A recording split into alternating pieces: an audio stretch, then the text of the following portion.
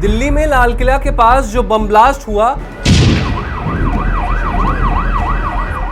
वो सिर्फ एक धमाका नहीं था,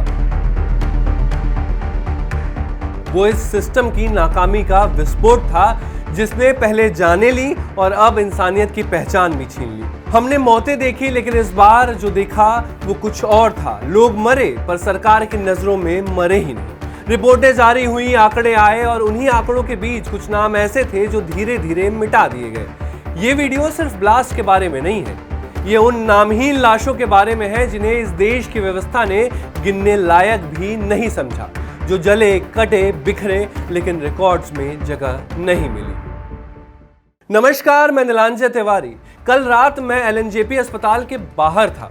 हवा में बारूद की गंध थी और अस्पताल के बाहर सिर्फ एक आवाज थी, नाम लिस्ट में नहीं है। उसी भीड़ में मेरी मुलाकात समर मिश्रा से हुई। उनके भाई दिनेश मिश्रा सावस्ती के रहने वाले थे, दिल्ली आए थे कमाने के लिए, प्रिंटिंग हाउस में काम करते थे। दिल्ली आए थे काम की तलाश में और लौटे लाश बनकर, लेकिन उस लाश का नाम लिस्ट में नहीं है, न हॉस्पिटल में न पुलिस की रिपोर्ट में।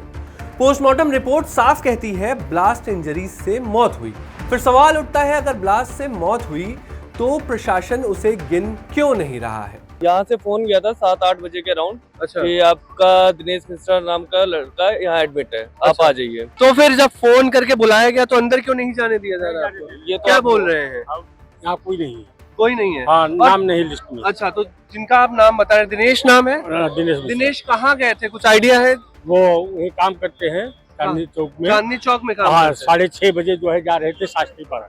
अच्छा। हाँ, क्या इस देश में अब मौत के भी कैटेगरी बन चुके हैं, ऑफिशियल डेथ और इग्नोर्ड डेथ? मैं ये इसलिए कह रहा हूं क्योंकि दिनेश अकेले नहीं थे। वहीं मुझे अरविंद मिले। उन्होंने बताया भाई के फोन से हॉस्पिटल के किसी कर्मचारी ने बात की थी, बताया कि आपका भाई यहाँ पर है। जब वो वहां पर पहुंचे तो उनसे लिस्ट में नाम उन्होंने ढूंढने की कोशिश की तो लिस्ट में नाम नहीं था। इसके बाद उन्हें लगभग 5 घंटे बाहर खड़ा रखा गया। क्या बोला उनसे रिसीव करके? रिसीव करके ये बोला कि आप फटाफट एलएनजेपी आ जाओ, अच्छा, आपका भाई यहाँ है। अब हम लोग यहाँ आए हैं तो ना तो लिस्ट में नाम आ रहा है, ना कोई दिखा रहा है कि तो गुड्डू कहाँ है इस समय? गुड्डू गेट पे खड़ा है, अंदर जाने ही नहीं दे रहे हैं। अच्छा, कोई अभी तक 7 बजे से आप लोग यहाँ पर हैं, कोई खबर नहीं? नहीं। सोचिए कितना ये अमानवीय है। जिस सिस्टम की गलती से किसी की जान गई, अब वही सिस्टम यह तय कर रहा है कि उसकी मौत गिनी जाए या नहीं। ये कोई क्लरिकल मिस्टेक नहीं है, ये वो चेहरा है इस देश के प्रशासन का जो आंकड़ों को इंसान से ज्यादा अहमियत देता है, जहां मौत भी डेटा एरर बन जाती है, जहां लाशों की गिनती मंजूरी का इंतजार करती है, जहां कंपैशन की जगह फॉर्मेट रूल 4.3 लागू होता है। इसका मतलब सर्च करिएगा तब पता चलेगा ये कितना सीरियस है। हर ब्लास्ट के बाद प्रेस कॉन्फ्रेंस होती है, होम मिनिस्ट्री की अपडेट आती है, न्यूज चैनलों पर टिकर चलता है 8 डेड 14 इंजर्ड। लेकिन क्या आपने कभी सोचा है वो 8 कौन है और वो 20 जिनका नाम नहीं आया वो कहां गए?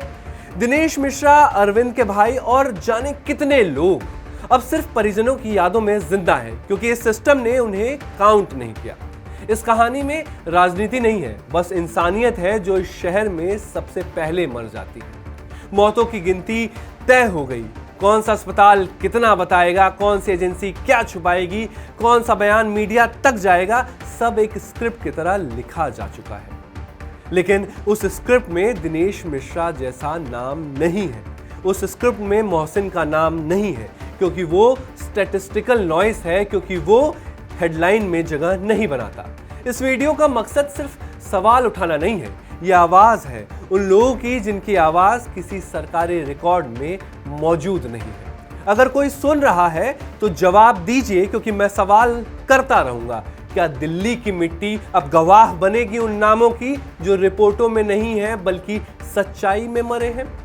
ये कहानी खत्म नहीं हुई है, ये बस दबा दी गई है, सिस्टम द्वारा दबाई है। और जब तक हर परिवार को जवाब नहीं मिलेगा हम बोलते रहेंगे, क्योंकि सवाल पूछना अपराध नहीं होता, खामोश रहना अपराध होता है। और अगर ये वीडियो देखकर भी आप खामोश है, इसे आगे बढ़ा नहीं रहे हैं और लोगों से कह नहीं रहे हैं कि आप भी सवाल करिए, तो आप अपराध कर रहे हैं। इसलिए अगर कोई आपकी बिना किसी रिश्ते के आवाज उठा रहा है तो आपकी जिम्मेदारी ज्यादा बन जाती है उसे दूर तक पहुंचाने की, ताकि ये सिस्टम जान जाए कि इसे क्लरिकल मिस्टेक कह के नहीं टाला जा सकता है।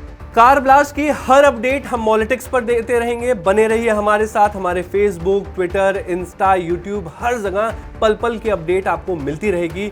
सब्सक्राइब नहीं किया है तो कर लीजिए और बने रहिए हमारे साथ, हर अपडेट आपको मिलती रहेगी। धन्यवाद।